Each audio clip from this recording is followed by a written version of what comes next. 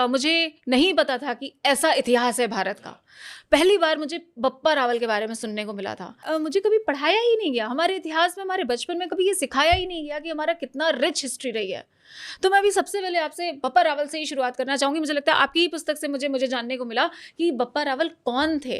कहाँ से, मतलब कितना रिच काम था, उन्होंने क्या-क्या करा, भारत हमारे हिंदुओं के लिए एक्चुअली क्या-क्या करा? हाँ।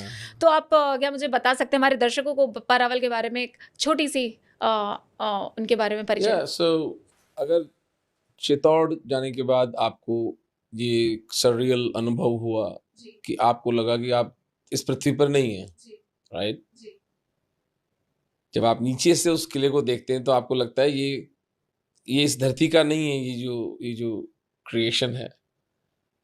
और जब आप अंदर घूमते हैं तो एक-एक पत्थर आपसे बात करता है। एंड मैं उससे पूरी तरह से मैं आपके उस मनोभावों से मैं सहमत हूँ कि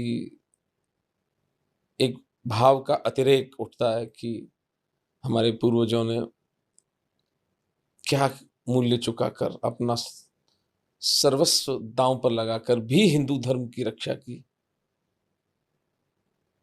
जिस हिंदू धर्म को आज इस संदेह से इस तरह गालियां दी जाती हैं, उस धर्म की रक्षा के लिए हमारे पूर्वज शहर के शहर समाप्त हो गए। और एक बार नहीं, दो बार नहीं, दर्जनों बार। यानी ये इन महापुरुषों को, इन देव पुरुषों को ये बात पता थी कि बिना धर्म के हम मुसलमान बन सकते थे ना। पर्शियन सिविलाइजेशन खत्म कर दी इस्लाम ने। एसीरियन, बेबीलोनियन, इजिप्शियन खत्म। 1400 साल हो गए, आप हिंदू आज भी 120 करोड़ इनकी छाती पर मूंग दल रहे हैं। वो हमारे विलक्षण पुरखों के त्याग के कारण। कभी कोई मास स्केल पर धर्म जबरन जो कर सकते थे, 1400 साल का कालखंड इतना लंबा होता है कि जहां बेचारे लपेट में आ गए उसको पकड़ लिया। तो चित्तौड़ गए आप और आपने वहां जाकर वो सब अनुभव, I can relate to it. मैं मुझे बहुत उससे मुझे आई कैन अंडरस्टैंड कि आपके वहाँ क्या बीती होगी, क्योंकि मैं जब भी जाता हूँ तो मैं ठगा सा रह जाता हूँ, वहाँ पर मैं खड़ा ही रह जाता हूँ उस अद्वितीय संरचना के सामने।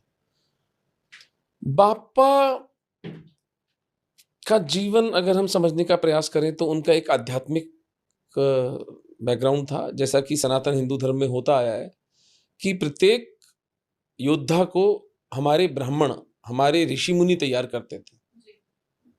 तो आज के से जो लंपट ऋषि मुनि जो बैठे हुए हैं मठों में, इनकी बात